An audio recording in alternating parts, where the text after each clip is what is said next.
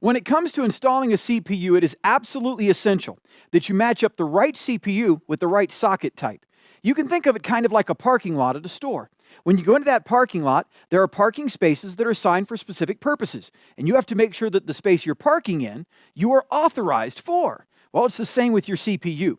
You have to match up the CPU with the right socket, because if you don't, it's not going to work. You just can't put any CPU with any motherboard. They have to be paired together to match up appropriately and give you the connections that you need to use that CPU.